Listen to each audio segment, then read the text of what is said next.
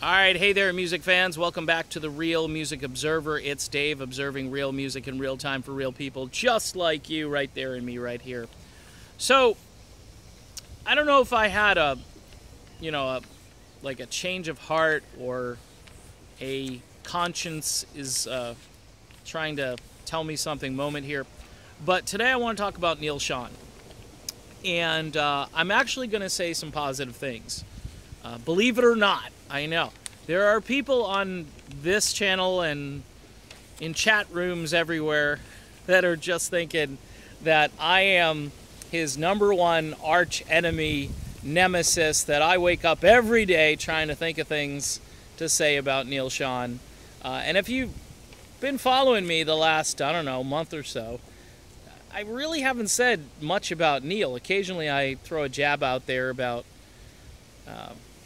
I don't know. I do tend to work it into my routine a little bit, but the point is, I don't know, musically speaking, I think Neal Schon is a great guitar player, and I went back and dug through some of my old music from the 1990s, and I had this CD in my collection called Beyond the Thunder.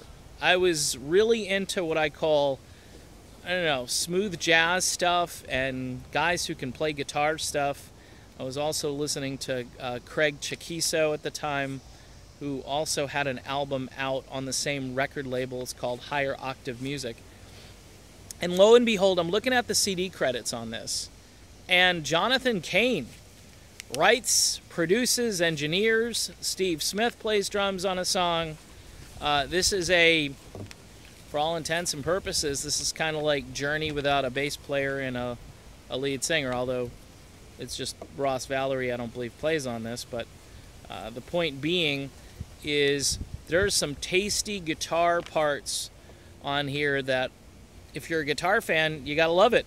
And by the way, for the record, throughout this process, I've never said Neal Schon is a lousy guitar player. I've never, ever said that, because that would be a ridiculous thing to say. I may have been mad at times and said, hey, you know, Josh Ramos could do this, Doug Aldrich could do this, but then I listened to, say, I got the new Revolution Saints tune playing all the time. I wouldn't change a thing. And that guitar solo, there's a couple of Neal Schon moments in that guitar solo, and I love the guitar solo. And I think Doug definitely has his own sound, but there are times where I think the Neal sound was appropriate, and I think that's what they were going for on that particular track. And it sounds terrific, it works, and it got me thinking, okay, there's really no denying that Neal Schon is a great guitar player. And this video is really just here today, maybe to clear my conscience a little bit. As you know, I haven't taken down any of my old videos where I rant and rave. I didn't take down any of those videos because during that time, I was, like I told someone who's kind of close to the situation, I said, the only problem I really had was that he was airing this stuff out on Twitter rather than picking up the phone and just saying, hey, what's going on? I'd prefer you guys not do this. Okay, and then I started to speculate, well, if he's doing this in the public square, he really doesn't have control. He's trying to kind of get public opinion on his side. And I think that backfired. I don't think it helped. And I've been critical of both him and John Cain. I think John Cain and his associations are just, it's tough for me to just embrace it and love it and all that stuff wholeheartedly. But when you boil it all down, it's about music to me. That's why this channel is here. I like to talk about music. I would prefer to do that. And this Beyond the Thunder CD brought back a lot of great memories. Grunge was hitting, and I was looking for alternatives. I was listening to like 90s country music at the time, and which I thought was actually, in hindsight, not bad. And a lot of this smooth jazz stuff that had a real mystical nighttime flavor to it.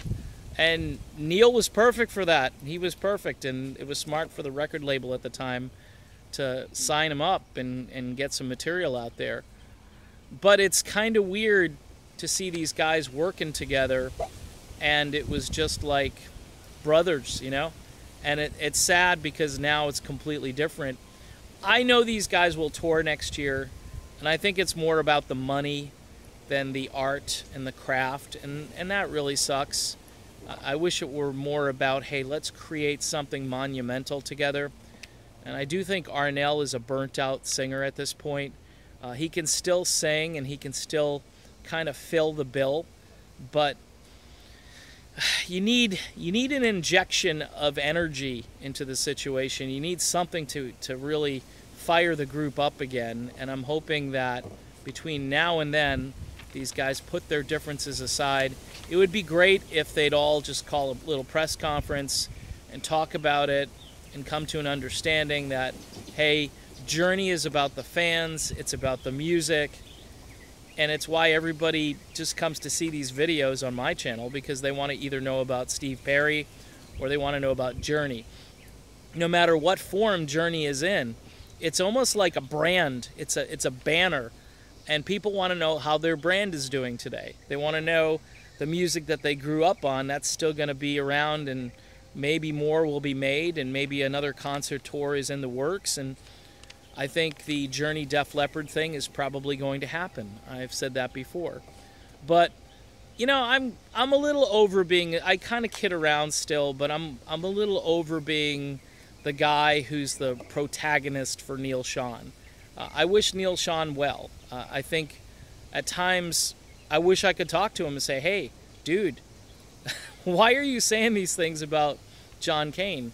Just let it go. I mean, the music is bigger than any kind of disagreement you can have about politics. And not everybody's going to agree on politics. For crying out loud, our country is so divided. I think music should unify and should bring people together. It did in 1995. This is a great CD. It's called Beyond the Thunder. Neal Schon looking very dapper in his black outfit and the guitar over the shoulder, and Jonathan Cain producing, engineering, and behind the scenes making it even that much better. Anyhow, I'm Dave, and this is The Real Music Observer, and please don't drive off the road after you've heard this video, because, you know, hell can freeze over. Look what happened with the Eagles, right? Talk to you later.